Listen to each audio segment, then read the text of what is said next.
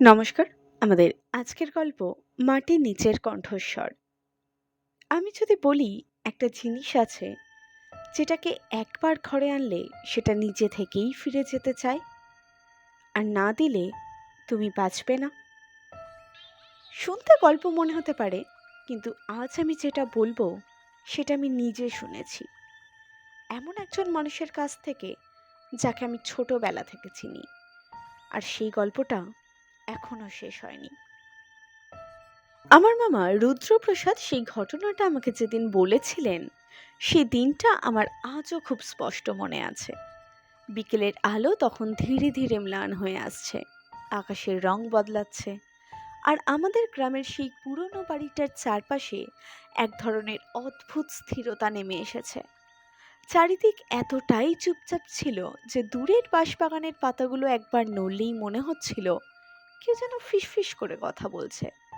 আমি তখন সবে চা খেয়ে বারান্দায় বসেছি, আর মামা কাঠের চেয়ারটায় হেলান দিয়ে দূরের দিকে তাকিয়েছিলেন। তার চোখে একটা ক্লান্তি, কিন্তু সেই ক্লান্তির ভেতরে যেন আরো কিছু লুকিয়েছিল, কোনো স্মৃতি যেটা তিনি ভুলতে পারেননি। আমি হালকা করে জিজ্ঞাসা করেছিলাম, মামা, তুমি তো এত জায়গায় ঘুরেছো, সবচেয়ে অদ্ভুত অভিজ্ঞতা কোনটা? প্রশ্নটা শুনে উনি সঙ্গে সঙ্গে উত্তর দেননি, বরং অনেকক্ষণ চুপ করেছিলেন। তারপর খুব আস্তে আস্তে বললেন, অদ্ভুত না, ভয়ঙ্কর। আর সেটা এমন যেটা আমি চাইলেও ভুলতে পারি না। আমি তখন আর কিছু বলিনি, শুধু অপেক্ষা করছিলাম। মামা ধীরে ধীরে বলতে শুরু করলেন, আর তার গলার স্বর শুনেই আমি বুঝতে পারছিলাম এই গল্পটা কোনো বানানো গল্প না। এটা এমন কিছু যা তাকে ভেতর থেকে বদলে দিয়েছে। তিনি বললেন, প্রায় 4-5 বছর আগেকার কথা। তখন তিনি একাই কাজ করতেন, নতুন জায়গা খুঁজতেন, পুরনো মানচিত্র আর লোকমুখে শোনা কাহিনী সব মিলিয়ে নিজের মতো করে খোঁজ চালাতেন। সেই সময় তিনি প্রথম ওই জায়গার কথা শোনেন। একটা জঙ্গল, খুব গভীর না, কিন্তু অদ্ভুতভাবে এড়িয়ে চলতো সবাই। সেখানে নাকি একসময় এক বিশাল রাজবাড়ি ছিল, কিন্তু এখন গেলে কিছুই দেখতে পাওয়া যায় না। না ভাঙা দেওয়াল, না কোনো স্তম্ভ, না কোনো দরজা, কিছুই না।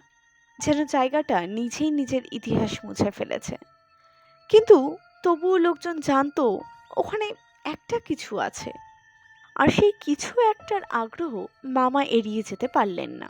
তিনি সেখানে পৌঁছানোর পর প্রথম যে জিনিসটা তাকে অস্বস্তিতে ফেলেছিল সেটা জায়গাটা না, মানুষগুলো। গ্রামের লোকেরা তার সঙ্গে ঠিকভাবে কথা পর্যন্ত বলছিল না। কেউ তাকে সরাসরি বাধা দেয়নি, কিন্তু প্রত্যেকেই একই কথা বলেছিল। যা আছে সেটা ওখানেই থাকতে দাও। কিন্তু কেউ বারণ করেনি, কেউ কোনো গল্প বলেনি, শুধু সেই একই সতর্কবাণী। মামা তখন অভ্যস্ত ছিলেন এই সমস্ত কিছু শুনতে। তিনি ভেবেছিলেন হয়তো কোনো পুরনো কুসংস্কার, হয়তো ভয় দেখানোর চেষ্টা। তাই তিনি সেদিকে তত গুরুত্ব দেননি। পরদিন খুব ভোরে তিনি জঙ্গলের ভেতরে ঢোকেন। প্রথম দিকে সব স্বাভাবিকই ছিল, পাখির ডাক, পাতার শব্দ, দূরে কোথাও কাঠ কাটার আওয়াজ, সবই। কিন্তু যত ভেতরে যাচ্ছিলেন তত যেন সেই শব্দগুলো কমে আসছিল, যেন কেউ একে একে সব আওয়াজ বন্ধ করে দিচ্ছে। একটা সময় এসে এমন হলো তিনি নিজের হাঁটার শব্দটাও ঠিকমতো শুনতে পাচ্ছিলেন না। মাটিতে পা পড়ছে, কিন্তু কোনো প্রতিধ্বনি নেই। এই নিস্তব্ধতা ছিল অস্বাভাবিক, চাপা, ভারী। তারপর হঠাৎ করেই তিনি সেই জায়গাটায় পৌঁছান। একটা ফাঁকা জায়গা, চারপাশে গাছ, কিন্তু মাঝখানটা একেবারে খালি। প্রথম দেখায় কিছুই আলাদা বলে মনে হবে না, কিন্তু সেখানে দাঁড়িয়ে থাকতেই তার মনে হলো তিনি যেন কোনো একটা কিছুর ওপরে দাঁড়িয়ে আছেন, কিছু যেটা মাটির নিচে লুকিয়ে আছে। হাওয়াটাও কেমন যেন একটু আলাদা ধরনের, একটু ঠান্ডা, একটু বেশিই ভারী, যেন বহু দিনের পুরনো কোনো গন্ধ মিশে আছে তার মধ্যে। তিনি সেখানেই ঘোরাঘুরি শুরু করলেন। প্রথমে কিছুই পাননি, সময় কেটে যাচ্ছিল, ঘাম হচ্ছিল, কিন্তু তার অভিজ্ঞতা বলছিল এই জায়গায় কিছু না কিছু আছে।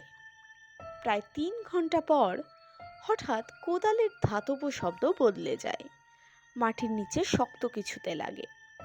তিনি থেমে যান, ধীরে ধীরে মাটি সরাতে থাকেন, আর তখনই সেই জিনিসটা বেরিয়ে আসলো।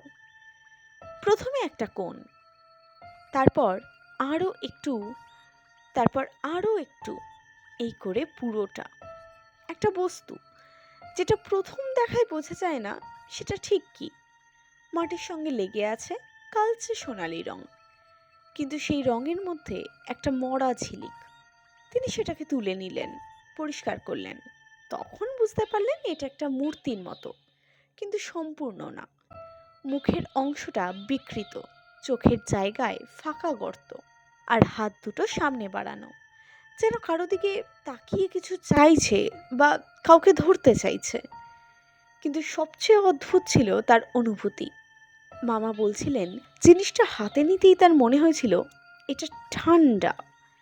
না, ঠান্ডাও না, গরমও না, বরঞ্চ যেন স্পর্শটা খুব জীবন্ত, যেন এটা নিছক কোনো বস্তু নয়।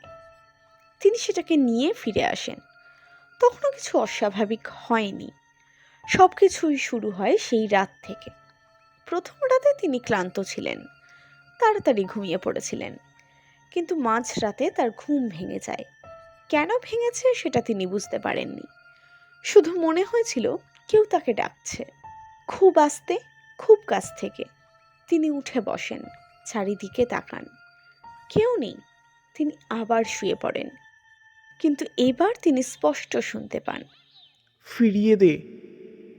শব্দটা এত নিচু যে মনে হচ্ছে এটা বাইরে থেকে না, বরঞ্চ তার মাথার ভেতর থেকে আসছে। তিনি ভেবেছিলেন হয়তো স্বপ্নের রেশ, কিন্তু পরের রাতে সেটা আবারও হয়, আর তার পরের রাতে সেটা আরও স্পষ্ট হয়। একটা সময় তিনি বুঝতে পারেন এটা একটার কণ্ঠ না, অনেকগুলো। কেউ ফিসফিস করে, কেউ কাঁদতে কাঁদতে, কেউ রাগে, সবাই একই কথা বলছে। ফিরিয়ে দে। শুধু শব্দ না, অনুভূতিও বদলাতে থাকে। তিনি বলেছিলেন রাতে ঘুমাতে গেলে তার মনে হতো কেউ তার বিছানার খুব পাশে দাঁড়িয়ে, তার একটা উপস্থিতি টের পাওয়া যাচ্ছে। মাঝে মাঝে মনে হতো কেউ খুব কাছে এসেছে, ঠিক তার কানের কাছে। সেই ঠান্ডা নিঃশ্বাস, আর তার সঙ্গে একটা পচা স্যাঁতস্যাঁতে গন্ধ। তৃতীয় দিনের পর তিনি আর নিজেকে বোঝাতে পারেননি। তখন তিনি গ্রামের এক বৃদ্ধের কাছে যান। বৃদ্ধ অনেকক্ষণ চুপ করে থাকেন, তারপর তাকে জিজ্ঞাসা করেন, তুমি কি কিছু এনেছো ওখান থেকে? মামা উত্তর না দিলেও বৃদ্ধ বুঝে যান। তারপর তিনি একটা গল্প বলেন, যেটা তিনি নাকি তার বাবার কাছ থেকে, আর তার বাবা তার ঠাকুরদার কাছ থেকে শুনেছিলেন। এই জায়গাতেই মামার গলার স্বর বদলে গিয়েছিল, যেন তিনি শুধু শোনেননি, নিজে চোখে দেখেছেন। অনেক অনেক বছর আগে, যখন ওই জায়গাটা জীবন্ত ছিল, তখন সেখানে দাঁড়িয়েছিল এক বিশাল দুর্গের মতো রাজবাড়ি।